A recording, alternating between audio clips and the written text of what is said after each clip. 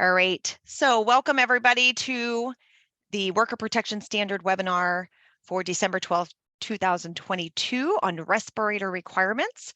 I am Jolene Warnke. I am your moderator with the University of Minnesota Extension Pesticide Safety and Environmental Education Program. I am joined today by Gregorio Mendez Ortiga with the Minnesota Department of Agriculture as the co-moderator. And we will entertain your questions as we go through this webinar. I do want to remind you that we hold these webinars monthly. We already have the 2023 schedule out, and I'll show you those resources in just a few minutes. So let's get started. All right, so again, how to comply with the Worker Protection Standard. We have lots of resources for you to reference. The main reference is the How to Comply manual. It does address the 2015 revised standards for the Worker Protection Standard for agricultural pesticides. We do provide this resource free to attendees of our webinars. And I'll ask you to provide your email address. You can send it to me separately in an email, and we'll be happy to mail that packet out to you. The How to Comply manual covers all of your WPS responsibilities, including record-keeping requirements, training requirements for workers and handlers, emergency assistance information, decontamination supply requirements, exemptions and exceptions to the WPS and respirator training criteria, and so much more. And so each month we try to select one little section of this How to Comply manual to focus on so that it's not too overwhelming for people who need to comply with this standard. So hopefully you've been able to join us before and you'll continue to join us in the future. So I ask again, have you received your free printed materials? If not, you can email me at the end of this presentation with your address and I'll be happy to send those to you. I appreciate everybody's patience who attended the webinars over the last few months, and we had some hiccups with mailing. We cannot hear you, Jolene. Let me try. Nope, still. How about now? And now you're back. Now I'm back. How much did you miss? Few seconds. Just a few seconds. Should I go back to the previous slide? No, you can continue with this one. Okay, great. All right. So again, I ask, have you received your free printed materials? And if not, you can send me an email after this webinar, and I'll be happy to mail that packet of information to you. I do appreciate those who've attended the last few months and waited for their printed materials to come. I didn't think we'd have so many issues with the mailing system, the mailing service, but we did. But hopefully we've cleared all those up and everything has gotten to you. And if for some reason you still have not received them, let me know. As a little bit of a review, we're going to cover when does the WPS apply. And there are 3 conditions in order for the Worker Protection Standard to apply to a situation. First, you need to be using a WPS labeled pesticide product. And you'll know this because it'll have this agricultural use requirements box on the label. Secondly, it needs to be on an agricultural establishment, which many people are very familiar with some of the more traditional agricultural establishments like row crops, greenhouses, nurseries, sod farms, but there are some other ones that also fall in this category. And so we ask that you look at the How to Comply manual for what kinds of sites fall into the agricultural establishment definition. And then finally, it has to be a task that's directly related to the production of an agricultural plant, which would make sense because you're working on an agricultural establishment. So we're going to start with the personal protective equipment requirements. And personal protective equipment requirements, or PPE as we abbreviate it, are listed in several places on the label. So here's one label example. And the label choices that I have in this presentation are not endorsements or exclusions for any products out there. They are simply used for educational purposes so that you can see the authentic language that will show up on a pesticide label. Note that this the PPE section on this label applies to applicators and other handlers. But there is also personal protective equipment listed in the agricultural use requirements that is specific to the WPS. And in this case, the PPE requirements in the agricultural use requirements box only specifically address those that fall under the early entry workers definition. So if you are not an early entry worker, you would still follow the PPE requirements listed elsewhere on the label under the applicators and other handlers. But if you are an early entry worker, then you must refer to this additional information in the agricultural use requirements box. As a refresher, what is an early entry worker? So this is a worker that goes into a treated area after the pesticide application is complete, but before the restricted entry interval has expired. And you'll know the restricted entry interval because it again will appear in the agricultural use requirements box. There may be one or more REIs listed depending on the crop, the site, or the application method. On this example here, there are 2 REIs listed. The first one is 12 hours and the second is 24 hours. So anybody that would have to enter that site after application, but before that time has elapsed, would be considered an early entry worker. Now moving on to respirator use requirements.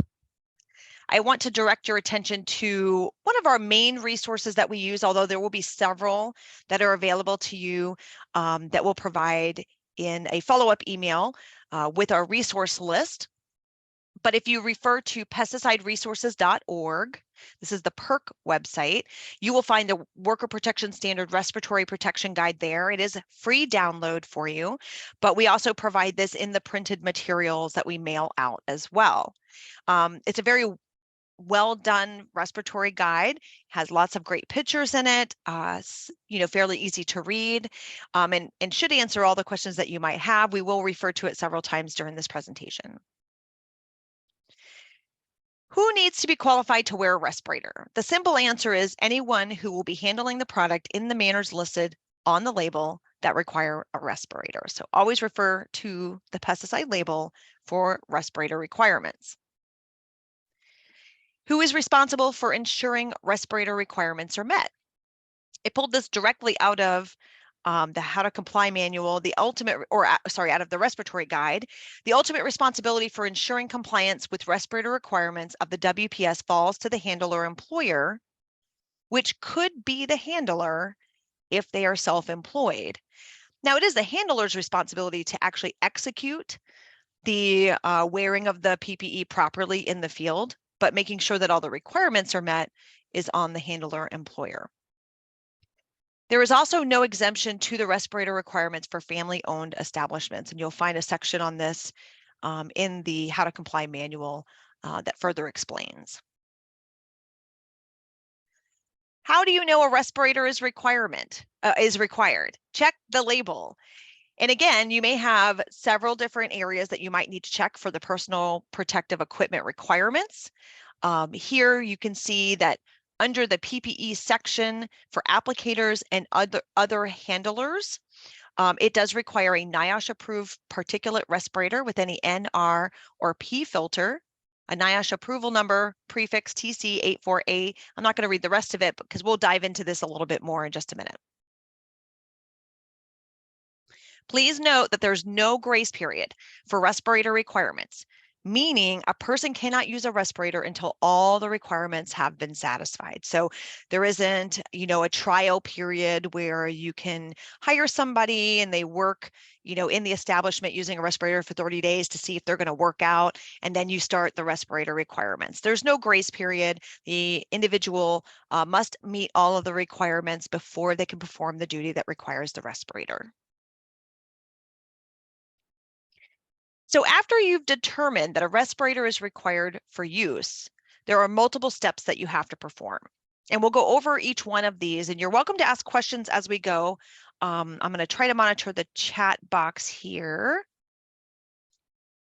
in case you have a question that comes up, but you're welcome to save your questions to the end of the presentation as well.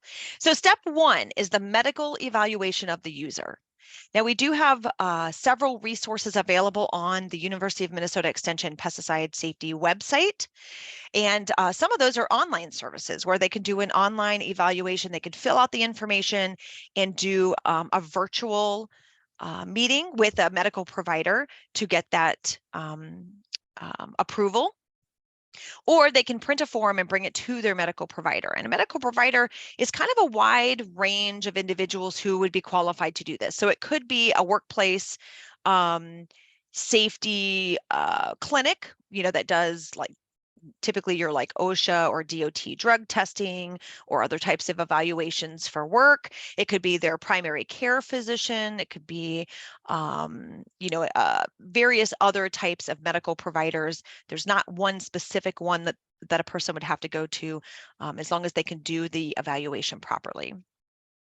Now, an employee will bring back a notice from this provider that says whether they are deemed fit to wear a respirator or not, whether there will be any limitations. So maybe they would have a time limitation based on some of their physical attributes, and they may only be able to wear a respirator for 4 hours a day, or maybe up to 8 hours a day, or any other types of limitations that the medical providers feels are appropriate. Now, due to the HIPAA protections, employees are not required to share the information from the medical evaluation itself with the employer. All they are going to provide is that sort of hall pass as to whether or not they can wear a respirator and if there's any limitations. So they don't have to share their medical history. They don't have to show the medical evaluation form to their employer prior to going to see the provider. So that's all protected under HIPAA. And they can access different medical evaluation forms. We have one, like I said, on our website, but there's also several other resources in the respirator guide, as well as we have a second respirator guide that's available as well. What happens if someone is not deemed fit to wear a respirator? So step one is they do this medical evaluation and maybe they come back and because of certain health issues, they are not deemed fit to wear a respirator. What are your options? Well, first, the easiest line is to choose a product that doesn't require respirator use. That kind of eliminates the whole requirements to do any of the rest of the steps. And then you don't have to worry about, getting individuals fit tested and going to the next set of steps. Or you can select another handler who is deemed fit to wear a respirator and delegate those responsibilities to that particular individual and then assign, other responsibilities to the person who cannot wear a respirator. So these are your options. There really isn't any circumventing the requirements. It's either, that person just can't perform that duty. So either find another person or choose another product that doesn't require it at all. So after they've been deemed fit to wear a respirator, then the fit testing has to be conducted. Now, fit testing can be conducted by a qualified person, and there are several different ways a person can be qualified. We do offer respirator fit test train the trainer workshops. We have 2 that will be coming up in 2023. These are in-person workshops where an individual can be trained on how to conduct qualitative fit testing for respirator use, and they receive a certificate at the end of the workshop, and they also are able to take home a fit testing kit so that they can instantly start providing fit testing services. There's 2 types of fit testing that can be done. It's qualitative or quantitative, and qualitative is the most common. It doesn't require any high-tech equipment. The quantitative one is more high-tech. It's not commonly done in the pesticide world, although it's not, it is available in some places and they can do it, and that gives you like physical numeric data. But most of the time we just need the qualitative fit test to see if the person is fitted properly for the respirator. So what is determined during this fit testing? So all of our lovely pictures were during our fit testing train the trainer workshop earlier this year. So there's me doing a fit test with Gregorio. And during this fit testing, it determines what the type, style, and size of the respirator will work for that person. So when you're doing a fit testing on an individual, you are actually matching that person up with the respirator that they would be using in the workplace. And so it does require having some resources. You have to have several different respirator types, or at minimum several different sizes of the respirator of choice, because you have to fit it to that individual person. It may also determine whether that person needs to shave or remove hair to get a proper seal. There is a poster that PERC has available that shows the different types of facial hair configurations that work generally with respirator fit testing. And then those that don't work with wearing a respirator. And so doing this test will also determine whether that person's individual facial hair profile will allow them to wear a respirator, or if they need to make adjustments. It also will determine if that individual encounters any issues wearing a respirator. For instance, some people may not know that they're claustrophobic until they put on a hood, or until they put on a full face respirator. And so this will identify if a particular person might have some other sort of issues wearing a respirator, or maybe they don't have any health provisions that would indicate they might have breathing issues, but once they put the respirator on, that may put them in a different situation. So during this fit test, all of those things are determined, because you want to make sure that this person is properly prepared to do the job once they need to wear a respirator. What if somebody fails a fit test? Well, it is not one and done and all is gone. You can choose different styles, brands, or sizes of respirators to see if you can find a better fitting respirator for that individual. You can make sure that person has shaved and is able to get a good seal, and you can try again. Or you can just try again. They use a Bitrix solution, which is a very pungent smelling and tasting solution when they do this test. And I think, sometimes some days we're just more sensitive than others, or some days our mental state we might think that we're tasting it, or that we can smell it, but really we can't. So you can always try fit testing again another day. Maybe the individual is like overly tired, or like they need to shave or get a better seal on their respirator. So it's not a one and done and all is gone. You can try several times and give that person an opportunity. And again, different styles and brands can make a huge difference in the fit testing process as well. So if you need resources, we can direct you on where to get those types of resources. And then finally, after you've completed those 2 steps, then you're responsible for conducting annual respirator training. And so after the fit test is performed, you have to do annual training. This training material must include the use, the care, and the maintenance, which would include the proper cleaning and storage of that respirator for that individual. You'll need to keep records of the training participants, and you keep those records for 2 years. And even though many workplaces tend to share PPE, this is one of those times when it is not recommended that individuals share PPE. So if they are a respirator wearer and you fit tested them for a particular respirator, that should be delegated to that individual's use only. There's a lot of other things that we can share that are kind of universal, like aprons and boots and things like that. But when it comes to respirators, it's really important that we delegate that to an individual, also so that that person can make sure that it's being cared for, maintained, and that if there's any issues, they can report those and get those fixed. And then every time that person is going to wear the respirator, you have to conduct the seal check. And this is, we have a positive and a negative seal check, and this ensures that that respirator is adjusted properly. So you already have the respirator that the person's going to use. Now it's time to actually go out on the job and do the work. So we put the respirator on, and we do the positive negative seal checks to make sure the straps are adjusted properly, that the seal is there. Maybe the person, forgot to shave. Is that going to work for today? Or maybe they have other types of PPE that might be interfering with the wearing of the respirator. So we want to make sure it's all fitting before the individual actually goes out and does the job. When do you have to fit test a person again? So there really isn't any set time frame. So it's not like every 5 years or every 2 years or every time they redo a class.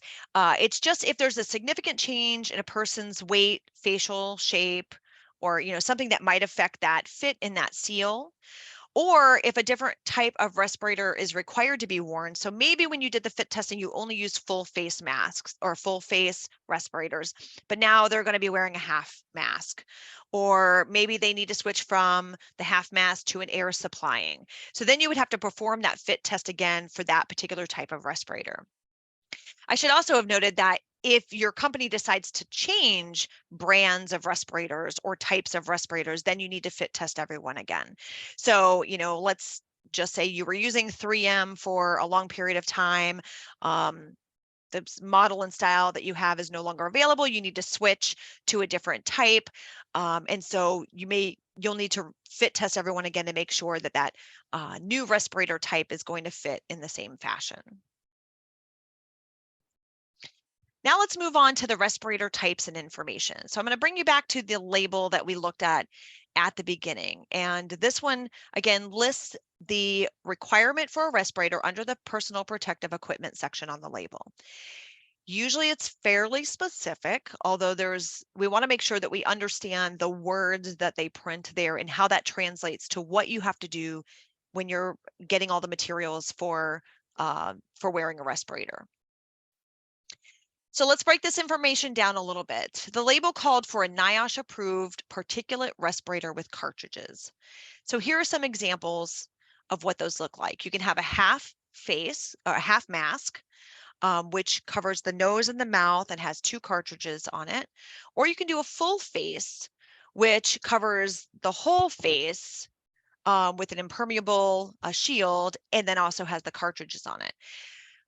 If it doesn't specify one or the other, you can use either. But one of the considerations would be does the person also need safety glasses, safety goggles, or a face shield in addition to the respirator? And if the answer is yes, so if the PPE requirements say, eye protection is also required, then you may choose a full face, which would suit both of those purposes, and they wouldn't have to wear 2 pieces of safety equipment. So those are just some considerations there. Otherwise, the label may specify which one is allowable and which one is not. The label also said that you could substitute, instead of wearing one of these, you could use an approved powered air purifying respirator. And here's an example of what one looks like. If you did an internet search, you'd see all different kinds of styles and sizes and shapes, and some have hoods and some have these helmets. Some are worn with the item on the front, some are on the back. I mean, there's just so many different designs and styles, but essentially this one is pushing air through into the closed network, as opposed to a person breathing in and out and pulling air through on their own. Again, NIOSH approval is required on almost all of these labels, and NIOSH stands for the National Institute of Occupational Safety and Health. There's lots of great resources on the NIOSH website that you can find, in addition to respirator fitness and respirator resources.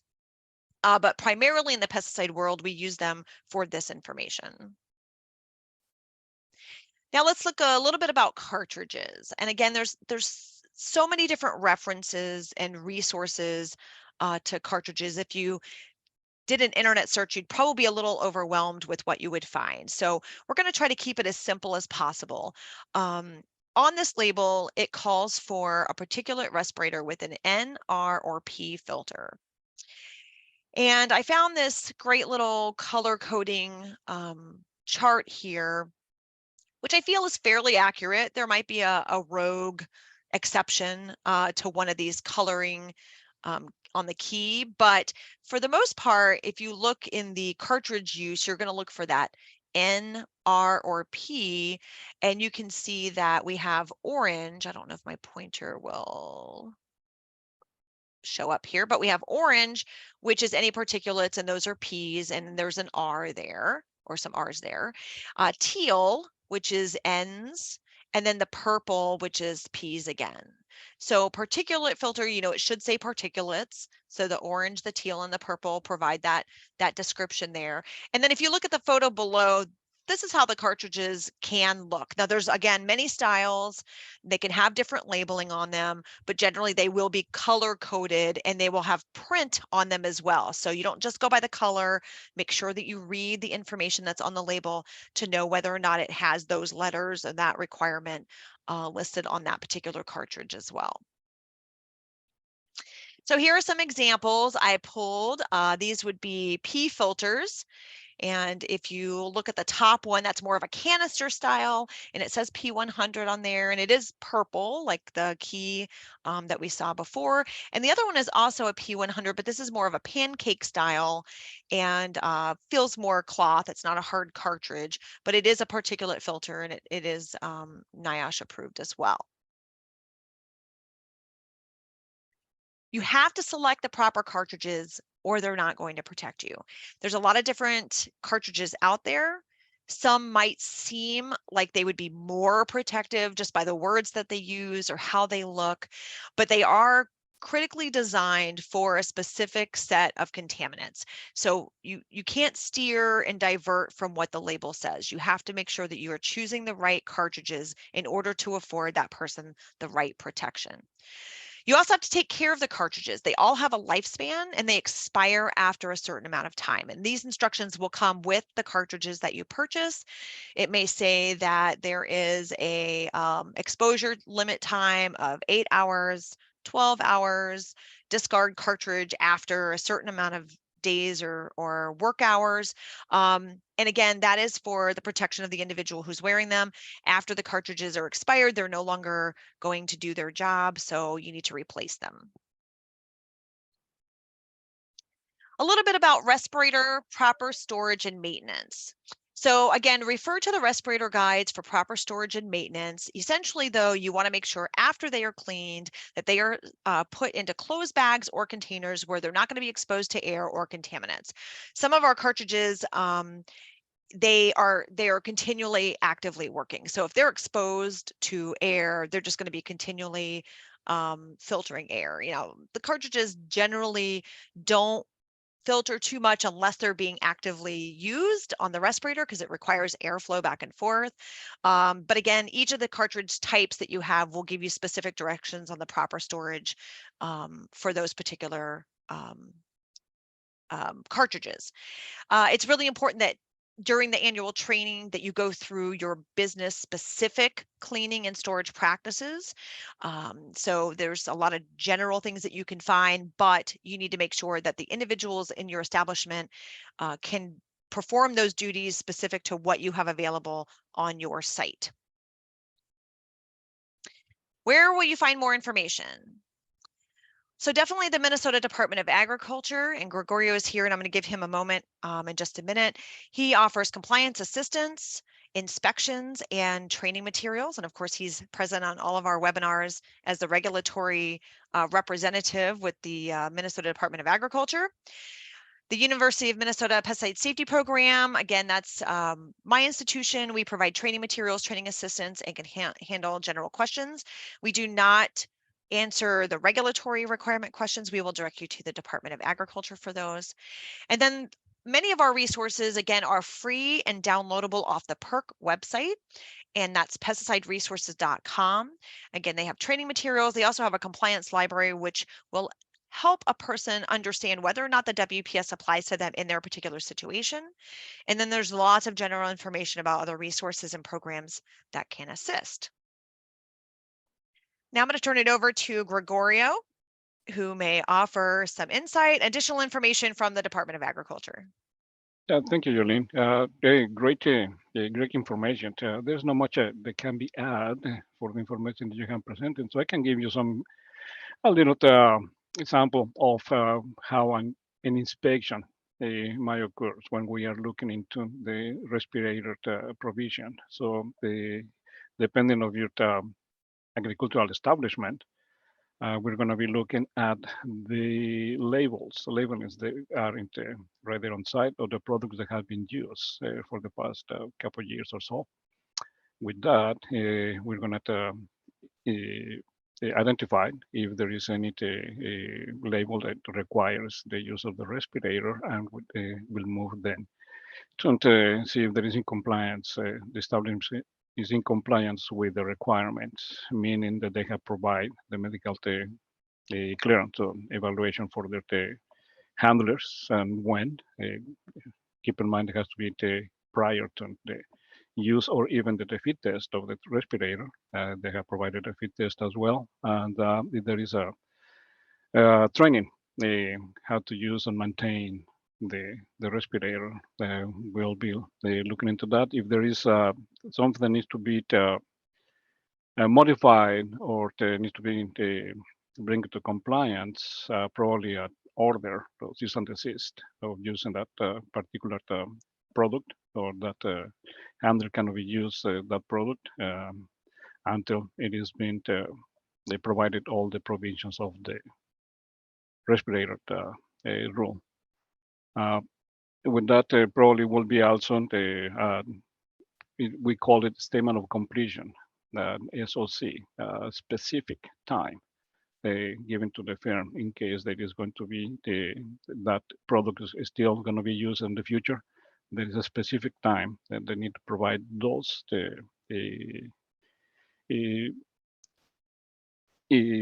provisions in compliance with regulation to the handler.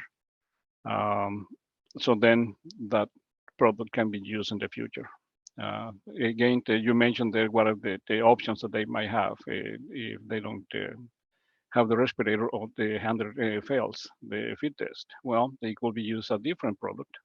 That is one of the options that they have.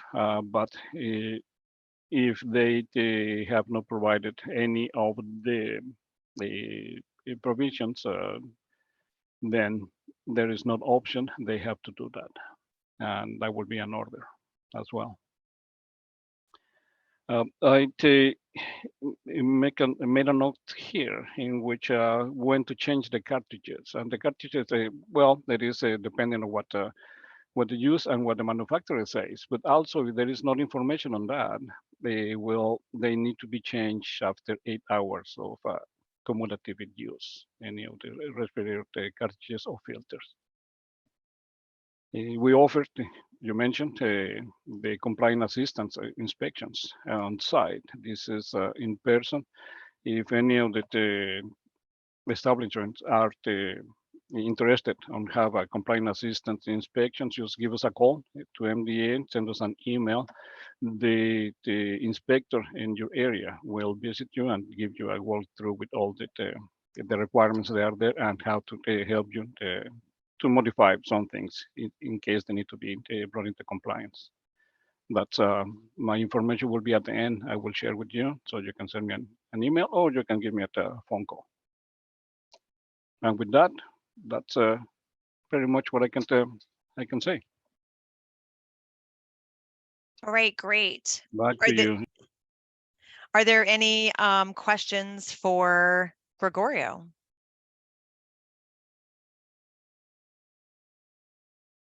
All right. And hopefully everybody's hearing me. So I will go ahead and do our shameless plug for next month's webinar, which will be in January. It's hard to believe that we're already at the end of 2022. The times for next year have changed a little bit, just due to some scheduling conflicts. So the next one will be January 9th, and it'll be from 10:30 to 11:30 Central Time. We will be covering the restricted entry interval, so more information about that, when it applies, how to interpret that, and then the AEZ requirements, the application exclusion zone. And we did just get an EPA update on this, and so we'll be able to provide clarification, updates, and where to find that information in the next webinar. Again, if you have any questions, you're welcome to reach out to me. My contact information has changed. If you are still using my old email address, don't worry, it still comes to me, but please make note that my new email address is jwarnke@umn.edu. And the link underneath that is to our main pesticide safety page, z.umn.edu/PSEE. And if you scroll down to the very bottom of that page, you'll see the WPS webinars for 2023 are already listed. And you're welcome to register for those. They're already available. And again, if you have not received your printed packet of materials and would like some, please send me an email following today's webinar so that we can get that information out to you.